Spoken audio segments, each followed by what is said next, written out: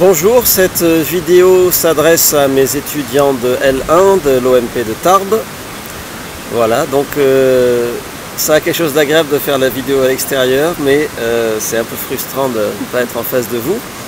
Je vais vous faire, avant d'avancer le cours, je vais faire à la fois une séance qui sert à expérimenter le procédé et puis qui sert à faire le point, parce que d'une part le partiel n'a pas eu lieu, donc vous n'avez pas pu vraiment fixer ce que vous avez appris dans un partiel, dans une note. Une note, ça donne confiance et ça permet de fixer ce qu'on sait.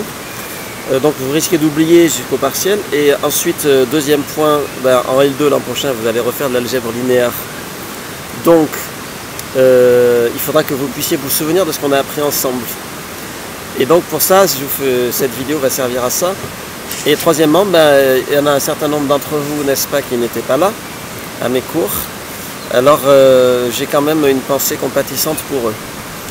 Ce document que vous avez sous les yeux, c'est un partiel blanc, donc c'est-à-dire que c'est un sujet qu'on aurait pu poser au partiel.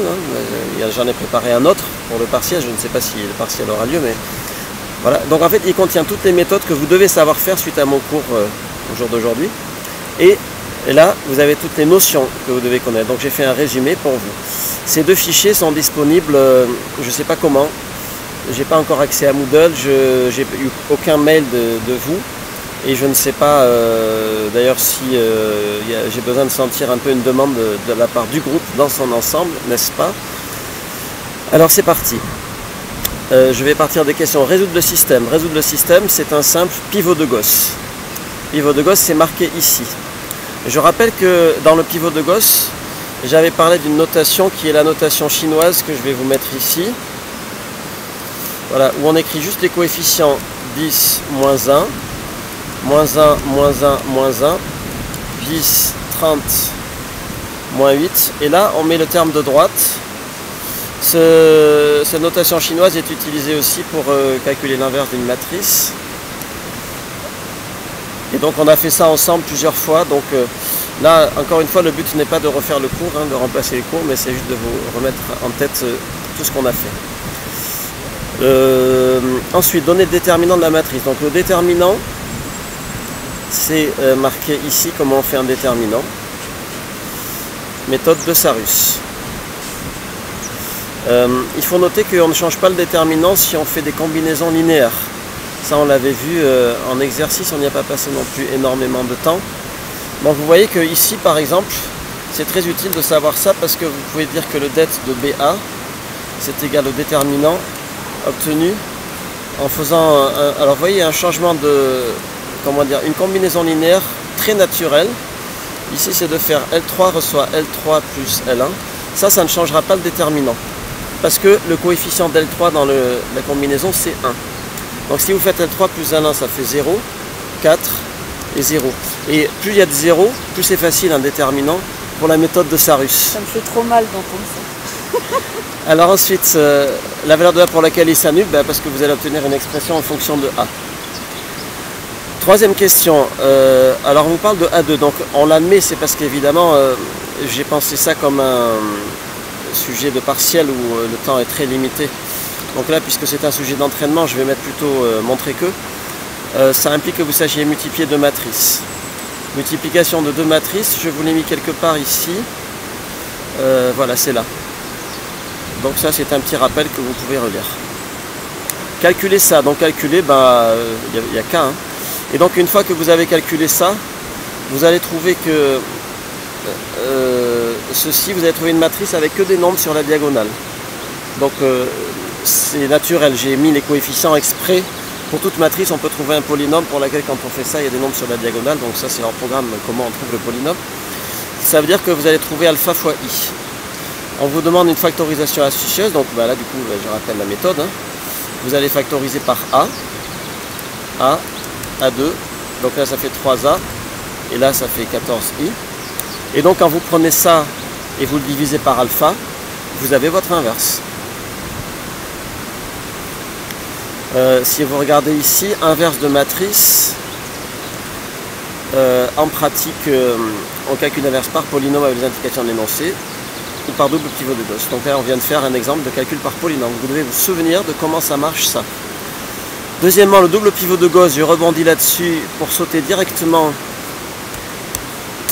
à la question 2 de l'exercice 2, double pivot de Gauss. Donc double pivot de Gauss, je rappelle, prenez la notation chinoise, vous mettez la matrice A, la matrice identité, et vous faites des combinaisons de lignes pour avoir la matrice identité à gauche. On a fait de nombreux exercices là-dessus. Ensuite ici, binôme de Newton. Bon, je ne vais pas l'appeler A' parce que c'est un peu pénible d'avoir des primes partout. Je vais l'appeler J. Dans binôme de Newton, donc vous écrivez J égale l'identité plus N. Avec N, ben, c'est la matrice qui reste, donc 0, 0, 0, 1, 4, 1. Vous calculez N2 et puis vous voyez que N3 fait 0. Donc quand vous faites J puissance N, et ben vous avez I plus N puissance N. Donc vous avez I plus... on fait les coefficients de triangle de Pascal. Alors, on n'a pas trop vu ensemble ça, donc si c'est du partiel, là j'aurais mis un chiffre, parce que vous n'avez qu'à faire le triangle de Pascal. Un petit rappel en cours serait intéressant par rapport aux coefficients binomiaux dans le cas général. Et donc là, vous écrivez n parmi 2. Alors, évidemment, on ne peut pas faire le triangle de Pascal, puisqu'on ne sait pas à quelle ligne on doit atterrir. Donc, il faut connaître quelques formules en plus là-dessus. Voilà. Mais ce n'est pas forcément l'objet du cours.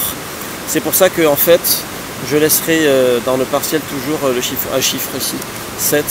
Comme ça, là, ici, vous pouvez vérifier que ça fait 7. Et puis là, ça fait, je ne sais pas combien, vous voyez, dans le triangle de Pascal. Ensuite, trouvez le rang. Donc quand vous cherchez le rang de ça, vous allez faire, le rang, c'est marqué quelque part ici. Le rang, voilà, donc on ne change pas en faisant des combinaisons de lignes. Idem avec les colonnes. Et quand on arrive à une matrice échelonnée, on peut dire combien vaut le rang. Donc le rang au maximum, là, il vaut 3. Hein. Donc vous écrivez le rang. Et puis là, je vais remplacer, par exemple, je vais faire 2 zéros d'un coup. Je vais remplacer L1 par L1 moins A L2. Et donc je vois que cette combinaison est valide parce que la ligne N elle ne risque pas de disparaître. Parce que même si A est nul, c'est L2 qui disparaîtra, mais L1 ne disparaîtra pas. Donc je remplace L1. Pardon, je me suis trompé, c'est L2. L2 moins AL1. Voilà, donc le raisonnement que je viens de dire reste le même. Donc ici ça fait 2 moins A carré. Ici ça fait 0. Et ici ça fait 0. Et donc là je vais intervertir les deux premières lignes, ça ne change jamais le rang de faire ça. Et voilà, donc je vois que le premier vecteur est nul pour A égale plus ou moins racine de 2, on a le vecteur nul en premier, donc il ne reste que deux vecteurs qui sont clairement pas collinaires. Alors le rang de CA égale 2. Sinon ben, j'ai trois vecteurs qui sont clairement pas collinaires, hein, qui forment une famille libre. Pour m'en convaincre, je vais faire encore une combinaison. Je vais faire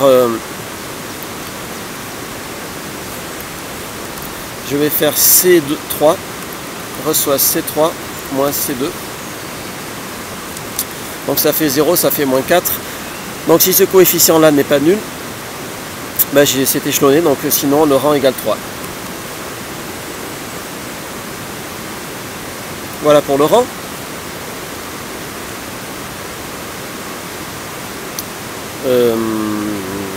Ensuite, un peu de réflexion. Alors ici, vous voyez que ici, C1 plus C2 égale C3. Donc comme j'ai expliqué, donc on est ici dans le chapitre calcul mental, c'est marqué quelque part, voilà, calcul mental ici, donc vous regarderez, il suffit de relire. Hein. Donc C3 moins C2 moins C1 égale 0. Donc on a un élément du noyau qui est moins 1 parce que c'est moins 1 fois C1, moins 1 parce que c'est moins 1 fois C2, 1 parce que c'est 1 fois C3, et C4 n'intervient pas.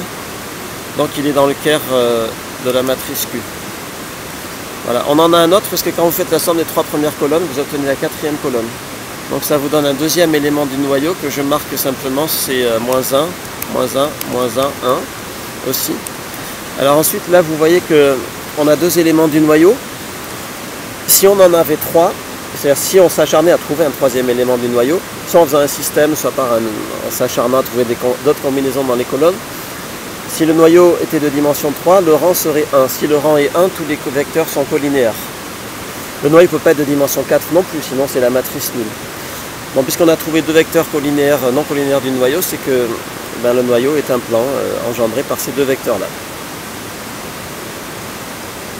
Ensuite, tout ça c'est de la théorie.